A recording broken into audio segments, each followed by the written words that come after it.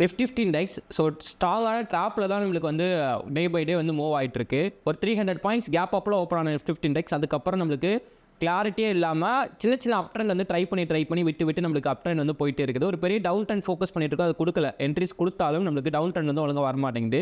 So main reason பார்த்தீங்க அப்படின்னா ஒரு லெவலுக்கு நம்மளுக்கு பை பண்ணிவிட்டு ஸோ அதுக்கப்புறம் ஒரு ஸ்ட்ராங்கான செல் இருக்கிறதுக்கான சான்ஸ் இருக்குது. நாளைக்கு வந்து எக்ஸ்பைரி டே.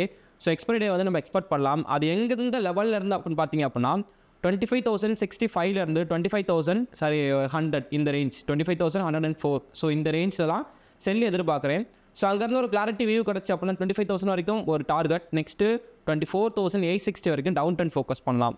மேக்ஸிமம் 25,200 வரைக்கும் தான் நிஃப்டி வந்து போகிறதுக்கான சான்ஸ் இருக்குது. 25,200 போய்ட்டும் பெரிய செல்லுக்கான எக்ஸ்பெக்டேஷன் தான் இருக்குது. அப்போ இதுக்கு பிலோ இருக்குது அப்படின்றப்ப ரீட்ரெஸ்ட் அடிச்சுன்னா டவுன் ட்ரெண்ட் ஃபோக்கஸ் பண்ணுவோம். இதுக்கு அபோவ் பிரேக் ஆகுது அப்படின்னாலும் ரீட்ரெஸ்ட் பண்ணிச்சுன்னா அப் ட்ரெண்ட் ஃபோக்கஸ் பண்ணுவோம். ரிவர்சல் என்ட்ரி இங்கேருந்து மட்டும் ஒரு அப் ட்ரெண்டுக்கான ஒரு ரிவர்சல் இருக்கிறதுக்கான சான்ஸ் இருக்குது. இந்த ஏரியா 25,000 இருந்து இங்கேருந்து ரிவர்ஸில் ஆகுது அப்படின்னா நெக்ஸ்ட்டு ரிவர்ஸில் ஆனதுக்கப்புறம் ரீட்ரெஸ்ட் பண்ணிச்சுனா மட்டும்தான் அப் ட்ரெண்ட் ஃபோக்கஸ் பண்ணி 25,100 ஃபர்ஸ்ட் டார்கெட்டும் 25,200 நெக்ஸ்ட் டார்கெட்டும் வந்து ஃபிக்ஸ் பண்ணியிருக்கும். ஸோ இந்த மாதிரி நம்மளோட அனலைஸை பேஸ் பண்ணி நீங்களும் லைவில் வந்து ட்ரேட் பண்ணிச்சிங்கன்னா மறக்காம யூடியூப்ல வந்து ஜாயின் பண்ணிக்கோங்க. நெக்ஸ்ட்டு இந்த மாதிரி ஸ்டாக் மார்க்கெட் வீடியோ பார்க்கணுச்சுன்னா மறக்காம மைட்டி சேனலை ஃபாலோ பண்ணிக்கோங்க.